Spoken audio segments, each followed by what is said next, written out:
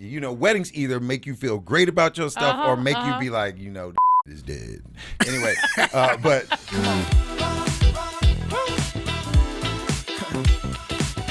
Let's go, pick your feet up though. Let's go, pick your feet up though. 811 crew, we are back into his house, and you know who we be. I am JT. And I'm Ulysses Slugger Glenn, and we're here. Sluggerific is what I call him. And we're excited because we are about two things. Number one, we're going to talk about a bit of a thorny issue, which is how can we get divorced in a way that's not completely jacked up? Now, divorce is always hard for everybody. Extremely. I don't think there's any such thing as just an absolute perfect divorce. But one of the things we're going to talk about is the different ways in which men and women and couples, how we respond to divorce, how we respond to the trauma of divorce, right? And what is our mentality of how we move forward? And guess what? You're not going to have to just listen to me and Ulysses talk about this, even though we know Ulysses knows everything except what he doesn't know about. And I had a good divorce. She was just crazy afterwards. But today, off the bench to talk about everything that Ulysses doesn't know about, we have Adele Currin. Hello, Adele. What is going on, Hello. Adele, in the house? Right, there's Hey, I'm so excited to be here. Thank y'all. you, Adele. Oh, see, you don't sing, do you, Adele? You don't have a singer's voice. Do you? I already told y'all, please. different Adele. Please don't ask me. Oh, I like Adele, All right. Every Uber driver He's like, oh, Adele. always Adele. asks. No. Well, thank No, goodness. it's not happening. Well, thank goodness we are not here for your singing voice, darling. Right. We Thank God. are here for you to tell us about the field of your work. You're originally on the show, because you fit the 811 crew criteria, which is over a certain key age. I know. 38. First of all, right, 38. Adele just turned 39. Yeah. Right. So you Yeah. barely All made millennials it. here, Right. Right. You see it, right? You see, we're millennials, except Jason. The rest of us are millennials. Right. I will tell you that she is probably the first and last University of North Carolina Tar Heel that will ever be on this podcast, okay, being a UVA grad. We might you have will Eric. know Honored. that it's a Moses. lot for me to... We have Eric Moses. We have on your UNC shirt for the podcast. Oh, we have the. Yeah, You know Eric, what? Eric We're going Moses, to edit that out. The minister. That is John- irrelevant. The minister over at the church. He's from. Oh, you know what? There's some good North There's some good- Kakalaka people. Larry Smith. We have some good Larry, friends. we do have some Pay good- no attention. Larry, E. Moses, you guys. But go the ahead. pressure is on you, Adele, because you're starting off from North Carolina, and I'm sure it's going to be a really interesting conversation today in terms of how do we separate? How do we get divorced? And I guess starting off, I mean, what do you think about this, Ulysses? I mean, what this topic, men and women, how we uncouple, how do we play nice or dirty? What are your thoughts on this? I think it should be easy because there's one person is like, hey, I don't want to be in this anymore. They come to the other person. Oh, I'm sorry. Right. I'm trying to bounce. And, if it was like me, when my wife said she didn't want to be married anymore, I was like, okay. I kind of was like, really? You're leaving? But all right, go ahead. Wow. Roll out. So I kind of wanted to keep it for the kids. But other than that, you're like, all right. But what happens, you realize, is that usually the other person at times doesn't want to leave the marriage for whatever reason there might be. Whether it can be just like the whole idea of marriage, where it's financial, where they don't want to meet anyone, they don't want to go out and try to meet someone else. There's a whole, variety of things. But at that point, if somebody doesn't want me, I'm like, all right, you don't want me no more. I can do better anyway. So, and then try to. And then piggybacking, as we talked about this, and we were having some early discussion, just kind of telling Adele a little bit about our own backstories. And I think I might have shared on an earlier podcast, Adele and Ulysses, that my ex and I had about as amicable of a divorce, I think, as possible. It's not like we're like kumbaya singing friends, but that we got a disinterested but interested third party to successfully mediate our divorce, which equaled $0 in legal fees. Let that sink in. You can get to $0. It does take some cooperation, but within that range, there's a lot of emotion, a lot of different ways that people handle stuff. And so, Adele, you tell us about your practice, who you are, and how you've come to this work, and why we're going to have a great discussion today. Well, first of all, I'll say you two are very unusual. Okay, in that you had this really amicable divorce, you spent $0. That is incredibly rare. And that you were Well, my ex, she did have a lawyer.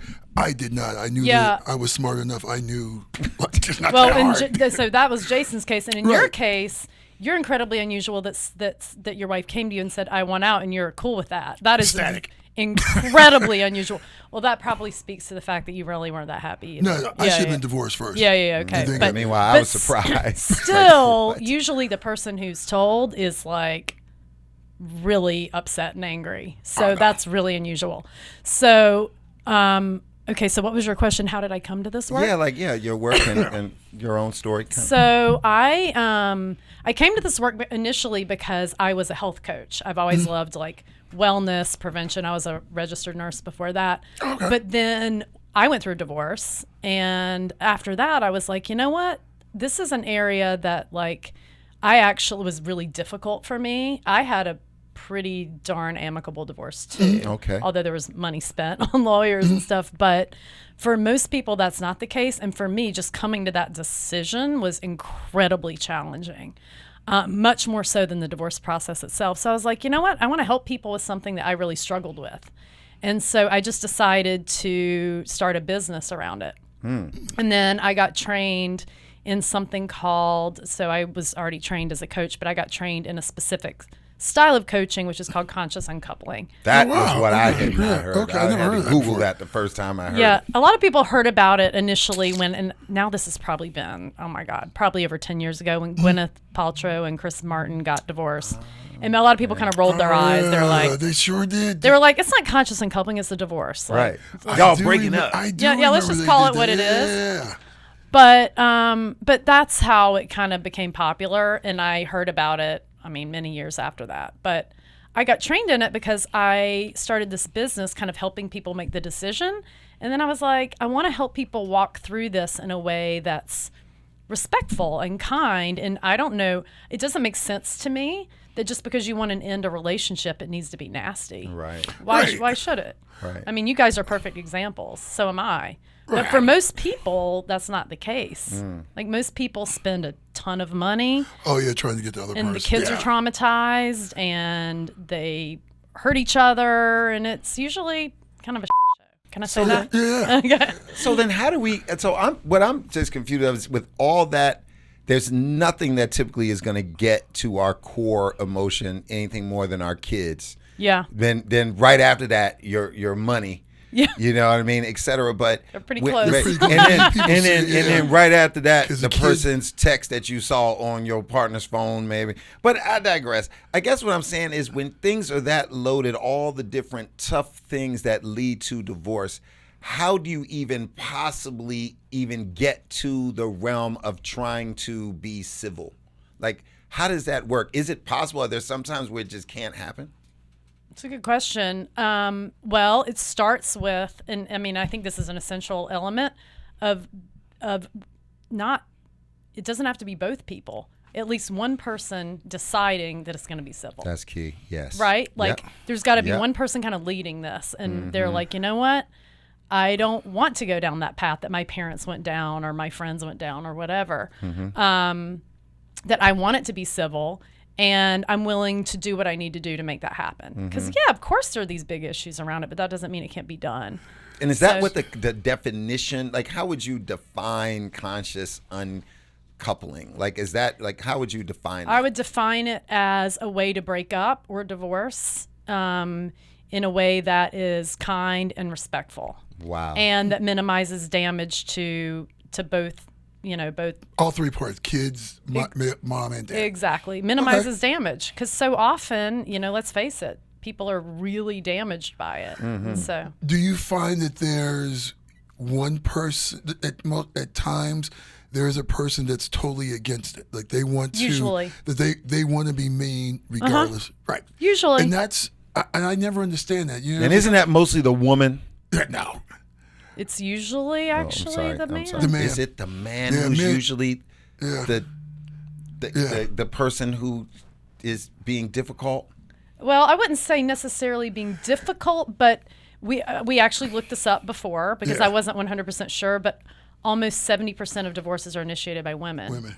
So if the woman's initiating it, it's usually the guy is like, no, I don't want this. And I think, well, is it based on? I know we did look that up, but is it based on? So if you have the woman is like, okay, I'm going to for a divorce, and the guy already has another family on the other, in Southeast.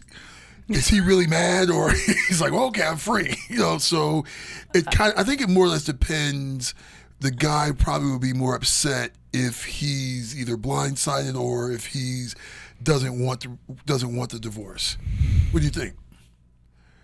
Well, I haven't personally encountered someone who has another family, but Well, no, I know it happens. Not that they told you. Not that Not that they told you. I don't know. I know it happens. I mean, I mean, no one's really getting a divorce because the guy gained weight. No, they're usually leaving because he's. I do think it's usually much, much harder when someone's blindsided. Much harder. Yeah. But I'd still say it's the rare person who, like I said to you earlier, it's the rare person who's like, oh, you want to leave me? Cool. Cool. Most people feel really. Most people perceive that they're being rejected, and when people perceive they're being rejected, they don't react well, even if they want it out. Yeah, that's actually. true. Yeah, even if they knew logically it wasn't working. I literally know men like that. They're like, oh yeah, they didn't really want to be married, but I think it's more they feel rejected. Yeah. They're annoyed, which I can't really. I can them. tell I'm you- like, okay. Yeah, I felt that way. I felt the way you felt, Adele. I mean, as I relayed on a previous story on our podcast, I was completely caught off guard. I definitely clearly knew that we were having problems. We were having serious problems for years, but never once did I think that our problems were insurmountable. Yeah. I just felt like we were never on the same page at the same time to really focus on it, to say, okay, we're both going to go on the same. It was either her saying, come on, let's do this, and me being unagreeable and not the one, or the other way around. And then when she finally hit me after we got back from vacation, ironically. Oh, yeah, so was mine. Right. After we got back After from the Playa vineyard. del Carmen, after a wedding. And weddings, weddings either make you feel great about your stuff or make you be like, is dead. Anyway, but when we got back, that was what it was. But I was really like, before we went to the wedding, but 8 months before that, I was completely shocked. But I didn't feel bitter. I really took that next 8 months, as I think I've said on the podcast, and tried to think of all the ways that I could fix it, all the ways that I could prove that all the things that she thought were impossible that I could do, that they were actually possible if we tried to. So I guess I want to say, when a woman says that she done, when a woman's fed up. Is there ever the a R. time Kelly? when she When a really woman's may fed not up? be done, or because it seems like when a woman says she done, she's done. What did R. Kelly say? I don't know if that's a male-female thing, or if it's just the fact that almost 70% of divorces are initiated by women. I think Right. that whoever initiates the divorce is It's because serious they're about it. done. And I do think that for people, whether it's a male or female, once you're done, you're done. Well, I do think before we go to break, there's one thing I want to say is that we have to go to break, but I can tell you in my case, I think my ex-wife did it to kind of get me, to kind of make me aware of how she was feeling. But I was like, oh, okay. This is over. Boom. Oh, Don't wow. do that with me. I'm like, okay. You wanna don't get off throw this something- ride? wait a minute. My mama said, don't be a fool for nobody. There's a million women. Woman's like a bus. You'll find one in 5 more minutes. And just ride differently. Well, this is break time, and Right. the opinions of the A11 crew are unique to that crew member. No, I'm just kidding. Right. No, that We're going does to make break. sense. We'll be back. We'll be back. Thank you. 11 crew, we are back, and we are on some thorny issues. We're trying to Adele. understand Hello. life, love, relationships, and today we're going to continue talking with Adele Currin about conscious uncoupling, what that means. And so, Adele, over break, I'm thinking, look, my girl says, I'm done with you. I'm done. I'm out. What do I do now? I'm feeling hurt. I'm feeling rejected. I'm pissed. Is that when I? Is that when I should call Adele? I should call Adele. Should I have been called you? Like, what is the access point to your services? Are you at weddings handing out your card? Oh, that's right? That's a good idea. When do people know to get Adele on the phone? I'm telling you. Well, yeah, but before that, I would say, as hard as it is, because when you are the person who's been rejected, especially if you feel totally blindsided. The dumpy. I'm sorry. Sorry? No, go. The dumpy, the dumper, the dumpy. It's emotional, right? Yes. Like when I was a people, dumpy. I actually find this fascinating, psychologically speaking, what happens in your brain when you're being left. It activates the same part of your brain as when you're falling in love. So people are more likely to like cling on. And people tend to feel the way a child would feel if they're being abandoned. So even if like logically, you know, the relationship isn't good, people are like, wait a minute, don't leave, Right. you know, Right. and can do some pretty crazy stuff. And that's why people act so crazy. So first thing is to try to get yourself like, I know, and as hard as it is, like regulated, so you don't do something really crazy. And this is like people do all kinds of crazy stuff, like keying cars. I don't know, hiring private investigators, all kinds of crazy stuff you hear about.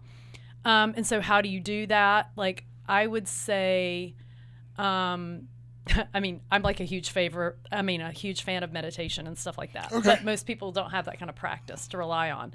So I would go look up someone to work with, whether it's a therapist or a coach. I mean, since I do conscious uncoupling, I'm a huge fan of that. So that would be, I would call someone pretty much right away. Therapist, okay. Especially if you can't get yourself like Regulated. Calm down before you do the crazy stuff. But yeah, it's important to work with somebody right away before all the crazy starts. I also would ask the other person, like, look, are you willing to work with me at all? Because if there is any space for the other person to actually want to work with you, you could potentially still salvage it. If the person's like, no, it's important to face reality and be like, okay, well, rather than letting this go down a path of destruction, let's get this, off on the right foot. Now, Ulysses, are you gonna ask what I've been wondering? I mean, like, I love a great ending, but I also love a train wreck. Train wreck, yeah. Now, You're like, wow. Adele, I mean, are there any tales from the crypt here? I mean, are there any just things where, can you give us an example of when things just went just completely off the rails, or am I bad for asking or do that? you have any examples when things were going off the rail and they came and contacted you and you put it back? You know what? That's probably a better question. That is a good question. Yeah. Thank you, Ulysses. You're welcome. I wish I had like some really fun, horrible stories, but I kind of don't. So all your stories have Like, happy endings? No, I mean it's more along the lines of like, I mean, more a typical situation is the person is like, look, I want this, and they don't. This is very typical for me because I actually, before I got certified in conscious uncoupling, was working with people who are just trying to make a decision about what to do. So I tend to get those people. So more often than not, I have someone who comes to me who's like, I'm pretty sure I want out of this relationship or to get divorced, but this other person doesn't want it, and so therefore I feel trapped. And it's not so, I have had some situations where the other person's doing something that's not ideal, but never too dramatic. But what happens more often than not is I get that person to a place where it's not like they don't care that the other person's not happy, but they learn to live with it and move forward. I mean, there are some really crazy stories out there. I just read about one today, like a guy who got really upset that he was ditched and he hired somebody to throw lye in the woman's face and stuff like that. No. Who does that? No. That's not. I'm not going to jail. No. Well, the guy, what's actually crazy about that story is the guy I just Googled him today. He went to jail, and then after 14 years, they released him, and the couple got remarried. You know what? Or got married. You know what? She's crazy. Yeah. It's her. Yeah. It's her. It's not him. It's her. No. What It's happened her. was Her the face is lie missed her face. Gotcha. It got on into his her finger, brain. burnt his hand, and missed her face completely. Like, what? And so, karma is right. Well, She actually, said- that brings up a good point, which is like the fact that so often people want to point the finger at the other person Yes. for being a horrible person. But the fact of the matter is, if I weren't like a little bit, I hate to use the word crazy because, whatever. If I didn't have my own issues, I wouldn't have stayed with that person. Right. I wouldn't have married him in the first place. I wouldn't have married you in the first place. So that's one great thing about conscious uncoupling is it helps you realize, like, why did I stay in this situation that was Right, so son, bad I for can me clearly tell for you why I so stayed. long? But now, how does Yeah. this change though in our relationships, in your practice, when now like in the mode now where we're divorced, or when we're now in a relationship now? Because it occurs to me that there's the breakup phase where, okay, I'm thinking about getting a divorce, but then now we're single.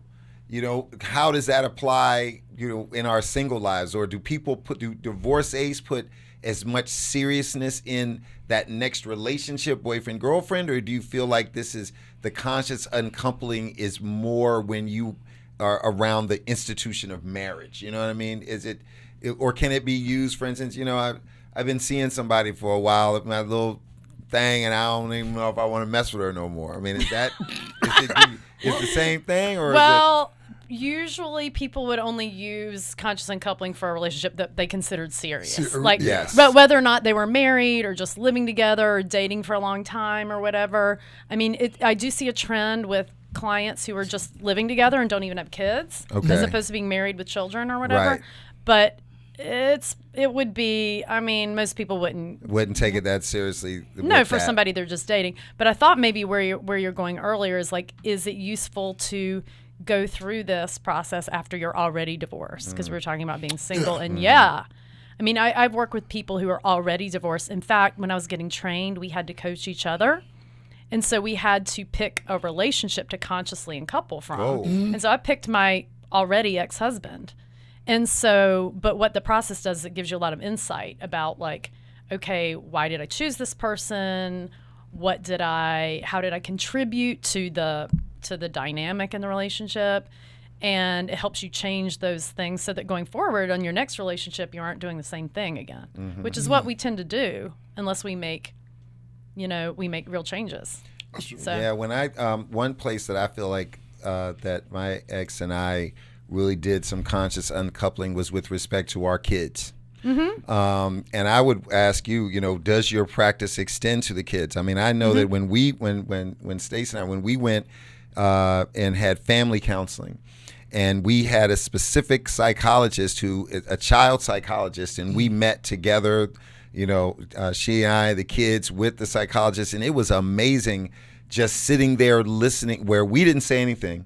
And all they did was talk to the kids. And, my son was 11 and my daughter was 7. And the feedback that they gave, I mean, it was just invaluable. I'm so glad that we had a third party talk to the kids. And it seemed almost like a conscious uncoupling with the kids, right? Because they have to completely stop thinking of us as a family unit, and now from one household to 2 households. I mean, that's a big thing as well, isn't it? it's huge. Actually, I kind of disagree, because even though you're still a family, I think that's, just mom and dad just aren't living together.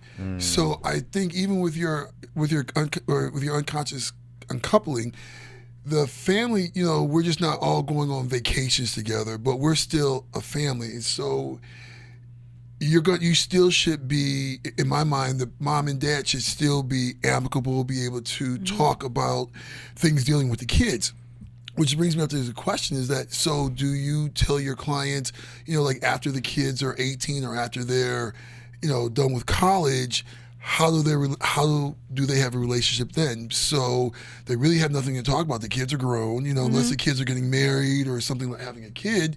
And I think I asked you that. It's like, are you going to call Stacey like, hey, good morning, how was your day? Or, Right. what happens, if you're in another relationship, how does that work? You're not going to keep, if you are with that good of friends, you should have stayed together. At that point, you're like, I mean, really, so I think there were several questions there. Like, Yeah. so you were like, does conscious uncoupling extend to the kids? And definitely. So that's one of the major reasons to utilize this method is so that you won't be damaging your kids in the process, which, Yes. let's face it, you guys, it sounds like, did an amazing job with that. Most people don't. A lot of people will actually use their kids as pawns That in is the their worst sick thing game. imaginable. That you is know, so sick to me. and it happens a lot. So one of the main reasons that you would do this is to minimize damage to your kids. Because this is coaching, I don't tend to give advice, but one of the things that we do is early on, we set intentions, right? Like, what's your intention for your relationship with this person going forward? What's your intention for how you're going to work as a family that's no longer living under the same roof? What's your intention for, like, what your co-parenting is going to look like? And I guess, you know, to your question, that will have to evolve over time, right? Like the way that your relationship looks. I mean, and that evolves as a parent anyway, as you guys know. Like, As the the kids way get older. my relationship with my kids when they're 2 and 3 is nothing like it is as 19 and 20, 17. nothing, Right? So that's going to evolve over time. So I think you'd have to revise that. So do you think that, so what do you think the parents' relationship should be after the kids are out of the house? So do the parents still maintain a relationship, or It's really up to them. I mean, you know, or like, a better example, let's say if I'm getting a divorce and my kids are already out of the house. So we're empty nesters, and which is a huge thing. That's again, I know we have a lot of friends that become empty nesters, and they're like, Okay, there's no reason for this anymore. they're okay. yeah, it's a big time when Right. people... So how do you speak to them about keeping their relationships? Because the kids are older now, so you're like, they're fighting. I guess, the parents are basically arguing at that point about money or the house assets. Yeah, I mean, it still impacts the kids a lot. Like, I've talked to a lot of Yes. people whose parents got divorced when they're in college, and they were super upset about it. But, again, in the way coaching works is it's less about me saying this is the kind of relationship you should have, as opposed to me asking somebody, what kind of relationship do you guys want to have? What's going to work best? And of course, the whole time I'm encouraging them to be supportive and kind and respectful, but I'm not going to tell somebody, like, look, this is what it needs to look like. Like, how is that going to work for you guys and for your kids, right? Some people don't want to have any contact. Like, for example, the kind of the couple who's separating who already gets along pretty well, and they're just like, look, we've grown apart, is going to have a different relationship from someone who's dealing with something really toxic. Right. Like, in that case, they might really be better off to not communicate. Yeah. It depends, in other words. This is a very, very touchy subject. Right. And it's something that obviously is very specific and very unique to the couples that are involved, the kids, and everybody's experience is very different. Adele, we are very fortunate that we're going to have Adele be able to join us for another segment here. Part two. Part deux. Because 8/11 after dark. that means part 2 in French. Or 8/11 after dark. Right, exactly. But when we talk about this further, I really want to get more into the social aspects of this in your things. Like, so for instance, social media is a big deal, right? I mean, there is a perception about what people think relationships should be. And then I wonder how big the difference, how does the reality not being what people think things should be on social media, and how does that, play into things with both kids and families? But please stick around, y'all. Adele, thanks for being on here. Let's chop this up some more. Thanks for having me. But for right Thanks now, for being here. A11 crew, we're out.